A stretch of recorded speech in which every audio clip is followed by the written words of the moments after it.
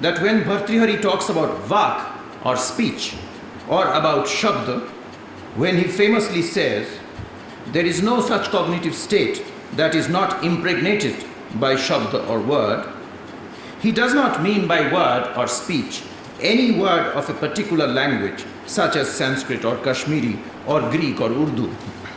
He means sphota, the universal linguistic potential or speech bud, as in bud of a flower, lurking in the deepest layers of collective unconscious, which bursts open into signifiers and signified, assuming alternative, diverse, contingent forms of particular languages used by specific communities.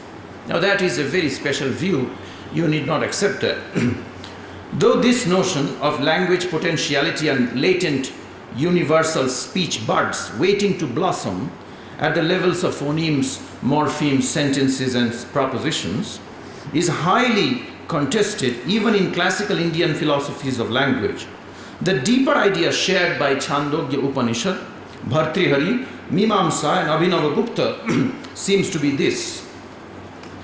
Without the availability of a basic language-like lexical syntactic grid that enables one person to hand down personal knowledge to another person, as well as makes it possible for a person to formulate and self-critically reflect upon action prompting or action withholding principles or rules, and finally makes moral imagination possible. Without this speech-like grid in which you can frame sentences, if not in a dialect, at least in an idiolect, you would not been able to say things to yourself. And Bhartrihari calls this antah sanjalpa, internal talk, inner talk. Sentences like, had I been in that person's place, would I have liked or enjoyed or resented and hated the behavior that I have just done to that person? Now this is at the very heart of moral imagination, without which there is no real moral conscience. Where this fails, what results is wickedness, which sometimes, of course, sinks beyond comprehensibility.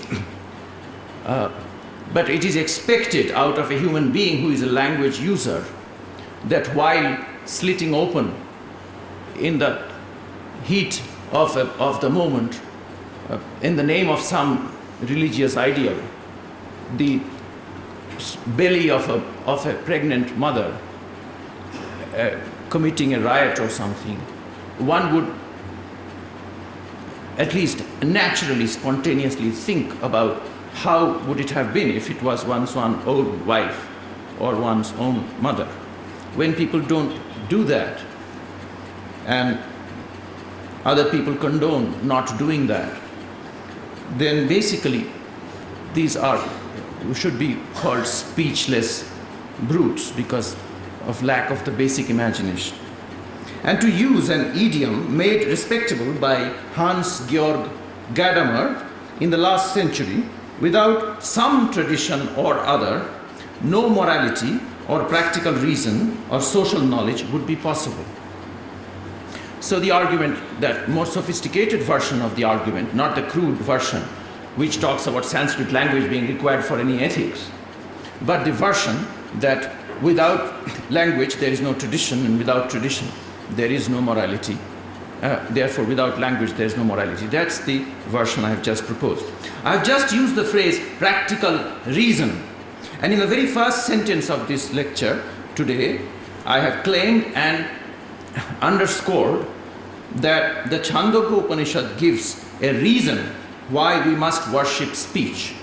Let me mention, even at the cost of a slight digression, the discomfort that some reputed Western Sanskritists and historians of Indian thought feel at the suggestion that a Vedic text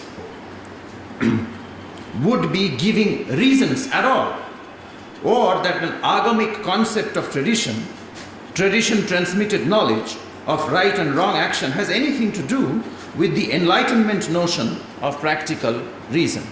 Reason usually is supposed to have its home in the Western Hemisphere.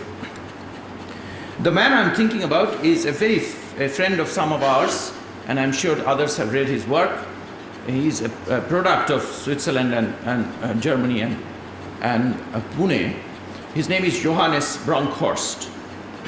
He has written a very prestigious lecture, which he very proudly gave me to read, called "Why is there philosophy in India?" Now the title itself, shook me a little bit. I mean, why should there be a title like that? Why is there philosophy in India?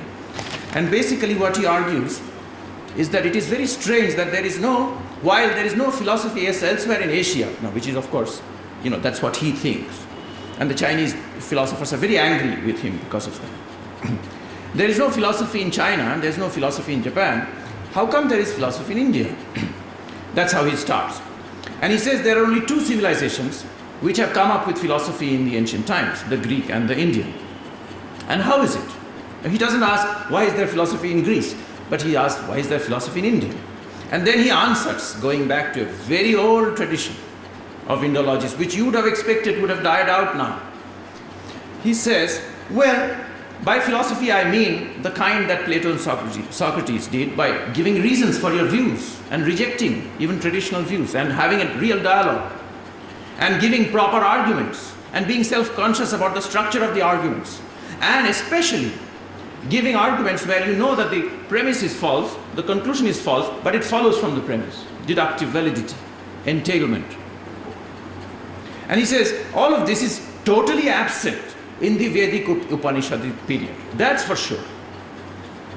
Now it's to contradict that I quoted the Chandogya Upanishad passage, because those of you who study moods and tenses know of Sanskrit that ring, this is a particular lakara, jadi abhavishyan, it's explicitly defined for counterfactuals, and that's used in the Chandogya Upanishad. I prepared my ground a little bit because you cannot tell which Upanishads they will actually acknowledge. I mean, you have to go to their,